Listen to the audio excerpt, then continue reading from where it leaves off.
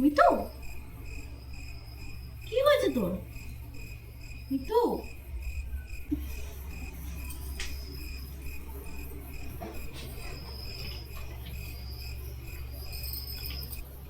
মিতু, ওঠ,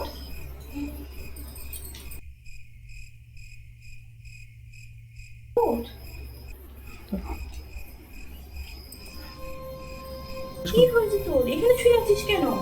চিৎকারের আওয়াজ শুনে ঘুমটা ভাঙলো। তারপর পাশে দেখি তুই নেই, তাই তোকে খুঁজতে বাইরে বেরোলাম। দেখি মেন গেটটা খোলা রয়েছে। মেন গেট খোলা? মেন গেট কোথায় খোলা? মেন গেট বন্ধ। আমি বাইরে থেকে কাকে যেন একটা হেঁটে আসতে দেখলাম। কি দেখতে, কি দেখেছিস? রাতে শিয়াল টিয়াল হবে? তুই এত চিন্তা করিস না মিতু। এত এত ভুল দেখবো আমি? কিন্তু আমি বলছি গেটটা না খোলা ছিল। তুই এত টেনশন করিস না, ঘরে চল, চল ঘরে চল। উঠ, আস্তে আস্তে উঠ।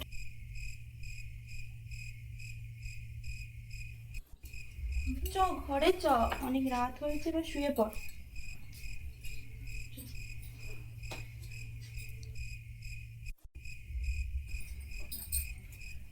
আমিও জানি যে একটা আওয়াজ শুনতে পেয়েছিলাম, তোকে আমি অনেকবার ডাকলাম কিন্তু তুই উঠলি না। তখন যখন আমি দরজা খুলে বাইরে গেলাম তখন দেখলাম অনেকগুলো ইঁদুর বাইরে লাফালাফি করছে। ও, কি জানি কি হচ্ছে সব। ও, অনেক রাত হয়েছে।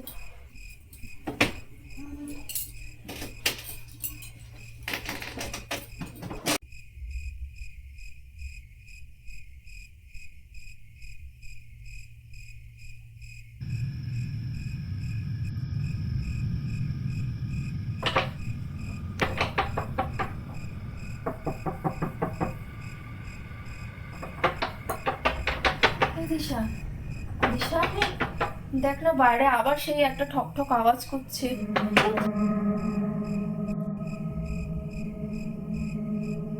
আরে এটা এই আওয়াজ, এটা ওই তখন ইঁদুরগুলো এরকম করছে, তুই ভয় পাস না। শো, এগুলো ইঁদুর, বাইরে ইঁদুরগুলোই এরকম করছে। কিন্তু আমার তো মনে হচ্ছে না এটা ইঁদুরের আওয়াজ। ইঁদুর এরকম ভাবে কেন কেন আওয়াজ করতে যাবে? যেমন মানুষের কোনো দরজায় এলে এরকম ঠক ঠক করে আওয়াজ করে, আমার তো সেরকমই মনে হচ্ছে। ইঁদুর তো মনে হচ্ছে না। আরে তুই শুয়ে পড়, শুয়ে পড়, এখন সকালে উঠে দেখছি।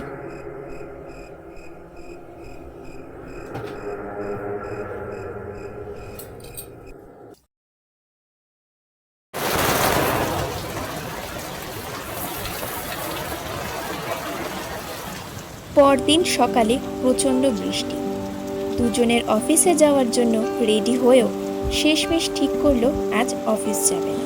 ওয়ার্ক ফ্রম হোম করবে বলে অফিসের বস সুকান্ত বাবুকে ফোন করে জানিয়ে দিল। রাতে বিশেষ ঘুম না হওয়ায় তারা তাড়াতাড়ি দুপুরের খাওয়া দাওয়া সেরে ভাত ঘুম দিল।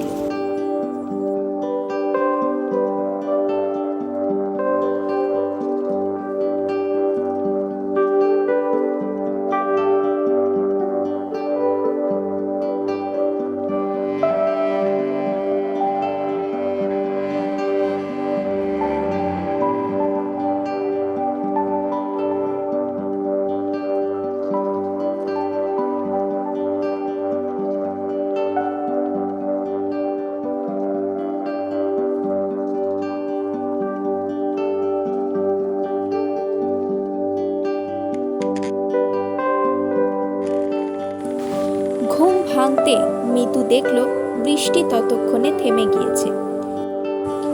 তারপরেই মিতুর নজরে পড়ল এক কাণ্ড।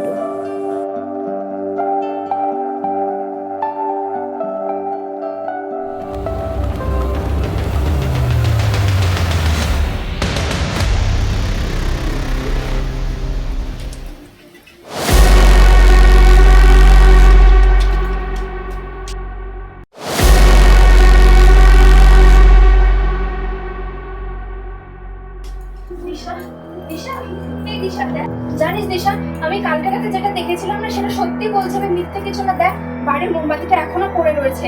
আমি মিথ্যে বলছিলাম না রে, তুই দেখ বাইরে মোমবাতিটা রয়েছে। আরে হয়তো পড়ে গেছে বাইরে গড়িয়ে, তুই এত চিন্তা করিস না। কিন্তু কিন্তু কালকে রাতে যেটা ঘটেছে সেটাও তো মানে অস্বীকার করতে পারি না। দেখ মোমবাতিটা এখনো পড়ে রয়েছে। আমার না ভয় করছে কেমন। কি বলছিস এসব? তুই মোমবাতি নিয়ে গেছিস কেন? তুই ফোনের টর্চটা দিলে তো নিয়ে যেতে পারতিস। আমি তখন ভয় না, আমি মাথা কাজ করছিল না আমার, জানি না, আমি তাই মাথায় যা এসছে আমি তাই মোমবাতিটা নিয়ে ওখানে চলে গেছি। আমি কি করবো? ঠিক আমার আছে, তুই শান্ত হ, শান্ত হ। তুই তুই চল চল, গিয়ে চোখে মুখে জল দে, তারপরে আমরা সব দেখছি।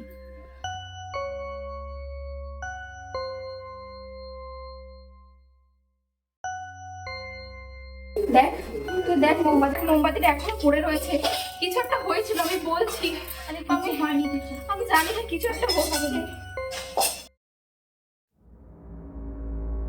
এই ঘটনার পর দুজনেই ঠিক করলো যত শীঘ্রই সম্ভব এই বাড়ি ছেড়ে অন্য বাড়ির সন্ধানে যাওয়ার। দিশা অফিস কলিগদের ফোন করে একে একে খবর নিতে থাকলো যদি কোনো ভাড়া বাড়ির সন্ধান পাওয়া যায়। পর এক এক ঘটেই যাচ্ছে বাড়িটার মধ্যে। হ্যাঁ, ওই কারণেই তোকে বলছি। হ্যাঁ ঠিক আছে, তুই দেখ তুই যদি কোথাও বাড়িটারি পাস, তাহলে তুই যদি কোথাও বাড়িটারি পাস। মিতুও ঝট করে জয়ন্তদাকে একটা ফোন করে নিল, যদি সে কোনো উপায় করে দিতে পারে। দাঁড়া, একটা জয়ন্তদাই তাদেরকে এই বাড়ির খোঁজ দিয়েছিল।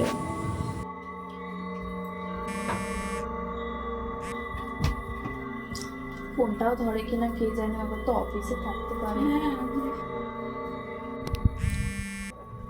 আরে কেমন আছিস বল? হ্যালো, হ্যাঁ জয়ন্তদা বলছি, শোনো না, একটা প্রবলেমে পড়েছি খুব। কেন, কি হয়েছে? বাড়িতে না, কি হয়েছে বাড়িতে? যেদিন থেকে না এই বাড়িতে এসছি, কেমন যেন ফোনে জয়ন্তদাকে একে একে সব কথাই বলল মিতু। সব কথা শুনে জয়ন্তদা বলল বাড়ির মেন গেট ও ছাদের গেট সব সময় তালাবন্ধ রাখতে, সন্ধ্যের পর যেন একদমই ঘর থেকে না বেরোয় এবং অচেনা কাউকে ঘরের ভেতরে ঢুকতে না দিতে। জয়ন্তদা এও বলল যত তাড়াতাড়ি সম্ভব অফিস শেষে সে নিজে একবার এসে তাদের সঙ্গে দেখা করবে। এই বলে ফোন রেখে দিল। বিকেলে মিতু গেটের কাছে দাঁড়িয়ে এসে গতকাল রাতের ঘটনার কথা ভাবছিল।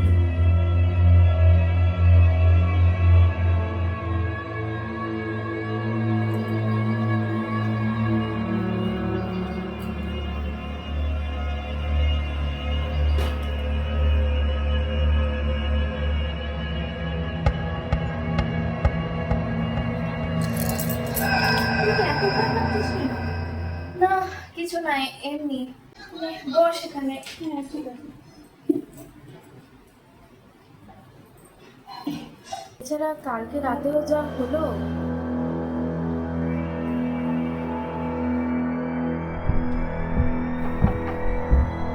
আওয়াজটা শুনলি? হ্যাঁ আওয়াজ তো হচ্ছে। উপরে একটা আওয়াজ হচ্ছে না, কিসের? কালকে রাতেও জানিস তো এরকমই একটা আওয়াজ হচ্ছিল। মনে হয় ওই ইঁদুর টিঁদুর কিছু একটা হবে। ইঁদুর? আমার তো মনে হচ্ছে না। প্রথমে যেমন একটা পায়ের চলার শব্দ মনে হলো, আবার এখন মনে হচ্ছে যেন কেউ দরজা খটখটাচ্ছে। হ্যাঁ এরকমই শুনেছিলাম আমি। চল না গিয়ে দেখে আসি। আমি যাবো না উপরে, আমার মাথা আরে খারাপ। চল না, কিছুই হবে না। আমি যাবো না, আমার ভয় করছে। চল না দেখে আসি। আমি যাবো না। চল একবার দেখে আসি। মিতু কাঁপা কাঁপা পায়ে দিশার সাথে ওপরের ঘরের দিকে গেল।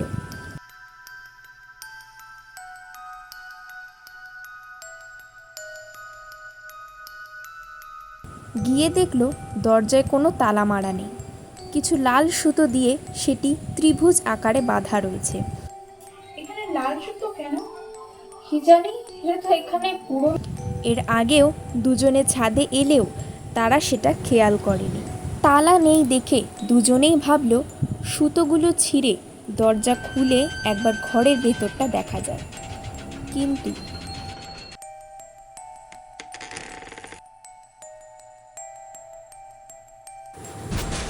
দরজা খুলতেই তারা যা দেখল তাতে তাদের গায়ের রক্ত ঠান্ডা হয়ে গেল।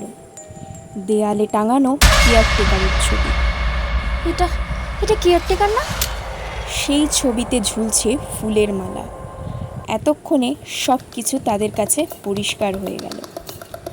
এতদিন ধরে তারা যাকে দেখে আসছে সে আর কেউ নয়, কেয়ারটেকারের আত্মা। আমি তোকে বলেছিলাম এই বাড়িতে কিছু তো একটা আছে।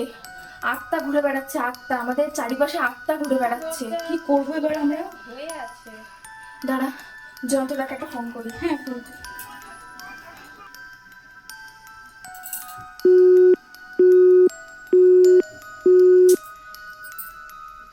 তারা নেই তো, চলো ঢুকেই আসি। ফোনটাই তো লাগছে না, ফোনটাই তো লাগছে না। দেখছিস কিছু একটা গ্রিলের আওয়াজ হচ্ছে। তাই তো মনে হচ্ছে। কি বলতো, কেউ কি এলো? চ দেখি, চ।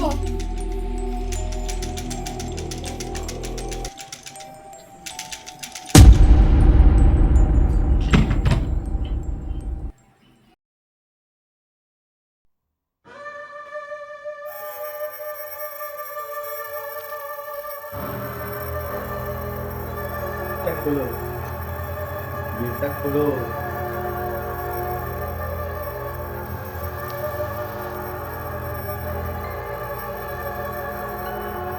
এটা খোলো, আমি তোমাদের বাঁচাতে এসেছি, তোমাদের ক্ষতি করতে আসিনি। তোমরা উপরে দরজা খুলে খুব ভুল করেছো। তোমাদের বারবার বারণ করা সত্ত্বেও তুমি সেই ভুলটাই করেছো তোমরা। তো আমরা উপরের ঘরে দরজা খুলেছি, আপনি জানলেন কি করে? সেটা তোমাদের জেনে এখন কাজ নেই, তোমাদের এখন বড় বিপদ। তাড়াতাড়ি গেটটা খোলো, তোমাদের এখান থেকে যত তাড়াতাড়ি সম্ভব বেরিয়ে যেতে হবে। কেয়ারটেকারের কথা বিশ্বাস করে তারা গেটের তালা খুলে দিল। যদিও জয়ন্তদা বলেছিল ঘরের ভেতরে কাউকে ঢুকতে না দিতে, সে কথা তারা একেবারেই ভুলে গিয়েছিল। তবে কেয়ারটেকারকে নিয়ে সত্যিই ভয়ের কিছু ছিল না। যত তাড়াতাড়ি সম্ভব তোমাদের এই বাড়ি এবার ছেড়ে দিতে হবে, নাহলে তোমাদের এখানে দুজনে কেউ বাঁচতে পারবে না। কি? আমি এই বাড়ির কোনো কেয়ারটেকার নই, আমি এই বাড়িরই একজন সদস্য। আমি হরপ্রসাদ মল্লিক। তোমরা যার ছবি উপরে দেখেছো সে আর কেউ নয়, আমার দাদা দেবীপ্রসাদ তিনি মল্লিক। জানালেন এই বাড়ির পুরনো ইতিহাস। বাড়ির মালিক দেবপ্রসাদ মল্লিক। পরিশ্রম করে সে প্রচুর অর্থ সঞ্চয় করেছিল, সঙ্গে তার ভাগ্য সঙ্গ দিয়েছিল। বেশ কয়েকবার মোটা টাকার লটারি সে পেয়েছিল। নিজের সম্পত্তির প্রতি তার এক অগাধ ভালোবাসা ছিল। এত সম্পত্তি থাকার সত্ত্বেও সে কাউকেই তার সম্পত্তির কোনো ভাগ দিতে চাইতো না। তার সম্পত্তি মানে শুধুই তার। এরপর বিয়ে করলেও পাড়ার একটা লোককেও খাওয়ায়নি। তার এই ব্যবহারে বাবা, মা ও ভাই হরপ্রসাদ মল্লিক এই বাড়ি ছেড়ে চলে গেল অন্যত্র। এরপর থেকে শুরু হলো তার বউয়ের ওপর অত্যাচার। সম্পত্তির প্রতি দেবপ্রসাদ মল্লিকের এই আচরণ এক মানসিক সমস্যা সৃষ্টি করল। বউকে নাকি একটি শাড়িও কিনে দিতেন না। একদিন জেদ করে বৌদি নিজের জন্য পায়ের নুপুর কিনে এনেছিল। সেই দেখে দেবপ্রসাদ কি মারটাই না মারল বউকে। যত দিন যায় দুজনের মধ্যে অশান্তি বাড়তেই থাকে। তারপর একদিন শোনা গেল দাদা নাকি ছাদ থেকে পড়ে মারা গিয়েছে। যদিও হরপ্রসাদ বুঝতে পেরেছিল দাদার মারা যাওয়ার আসল কারণ কী, কিন্তু তবুও কাউকে কিচ্ছু বলেনি। আর ঠিক 2 সপ্তাহ যেতে না যেতেই কোনো এক অজ্ঞাত কারণে বৌদির মৃত্যু হয়। মৃত্যুর সময় ছিল মুখে এক অদ্ভুত ভয়। এরপর বাড়ি খালি পড়ে থাকায় তিনি ও তার বাবা মা আবার ফিরে এলেন এই বাড়িতে। তবে কিছুদিন যেতে না যেতেই তাদের সাথে ঘটতে শুরু করলো অদ্ভুত সব ঘটনা। সিঁড়ি থেকে পড়ে বাবার পা ভাঙল, কলতলায় পা পিছলে পড়ে মায়ের কোমর গেল, ও একদিন চাপা কলে জল পান করতে গিয়ে হরপ্রসাদ বাবুর মুখের ডান দিকটা খুব বিচ্ছিরি রকমের আঘাত পেল। গ্রামের বাচ্চারা তাকে দেখলে ভয় পেত, তাই সেই দাগ ঢাকতেই তিনি মুখে সবসময় চাদর দিয়ে রাখতেন। তারপর এই বাড়িতে তাদের আর থাকতে ইচ্ছা হলো না, এই বাড়ি ছেড়ে চলে গেল। পরপর এত সব ঘটনা ঘটায় হরপ্রসাদ বাবুর মায়ের কেমন যেন সন্দেহ হলো। গ্রামের তান্ত্রিক মহাশয়কে ডাক করালেন। তান্ত্রিক মহাশয় জানালেন এই বাড়িতে দুটি আত্মা ঘুরে বেড়াচ্ছে, দেবপ্রসাদ মল্লিক ও তার স্ত্রী। তন্ত্রমন্ত্র করে উপরের ঘরে দেবপ্রসাদ মল্লিকের আত্মাকে আটকে রাখা হয়েছিল। এই বলে হরপ্রসাদ মল্লিক কিছুক্ষণ চুপ রইলেন। তারপর আবার বললেন মিতু ও দিশাকে, আজ তোমরা উপরের ঘর খুলে তাকে মুক্তি দিয়েছ, সে আর তোমাদের ছাড়বে না। মিতু কাঁপা কাঁপা গলায় প্রশ্ন করল, বৌদির আত্মাকে কেন আটকানো হলো না? হরপ্রসাদ মল্লিক বললেন, বৌদির আত্মা নিয়ে তাদের ভয় পাওয়ার কারণ নেই। বৌদির আত্মা কারোর কোনো অনিষ্ট করেনি। আর ঠিক সেই সময়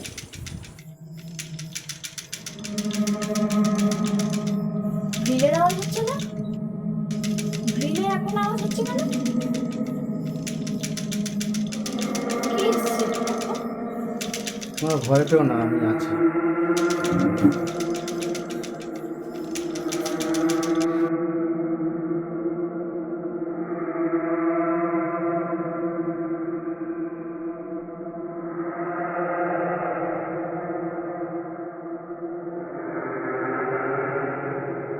এবার গাড়িটা চলে গেল হঠাৎ করে।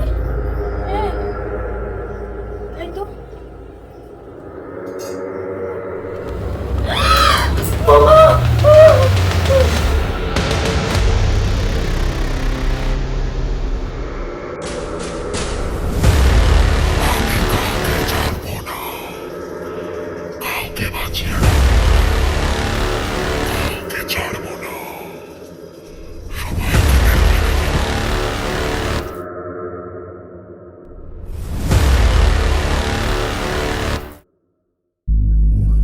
এই দিশা দেখ না, দরজাটা খুলছে না।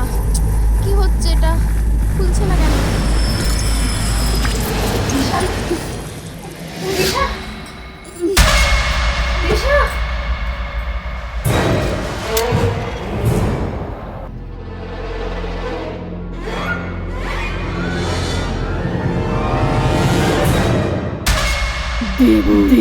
ওকে ছেড়ে বলছি, নইলে তোর সদায় আছে, আমি সকল বুঝিয়ে দেব। তুই বেঁচে কেউ সম্পত্তি পারিস নি, আর মরে গিয়ে রাখতে পারবি না। ওকে ছেড়ে দে বলছি, ওকে ছেড়ে বলছি।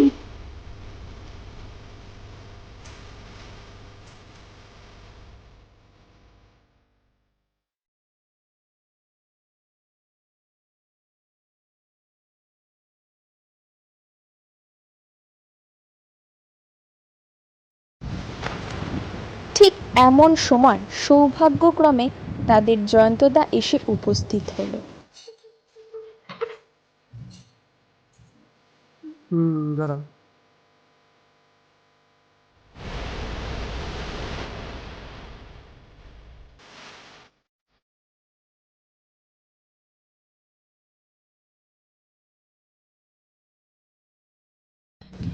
গেট খুলে দুজনের চোখে মুখে জল দিয়ে জ্ঞান ফেরালো ও ঘরে বসিয়ে রেখে গ্রামের কিছু মানুষজনকে জোগাড় করে আনলো। তারাই হরপ্রসাদ মল্লিক মহাশয়ের দেহ সৎকার করার ব্যবস্থা করল এবং সমস্ত সমস্যা মিটলে জয়ন্তদা মিতু ও দিশাকে নিয়ে সেই রাতেই এই ভুতুড়ে ভাড়াটে বাড়ি ছেড়ে দিয়ে জঙ্গলের পথ ধরে বেরিয়ে গেলেন।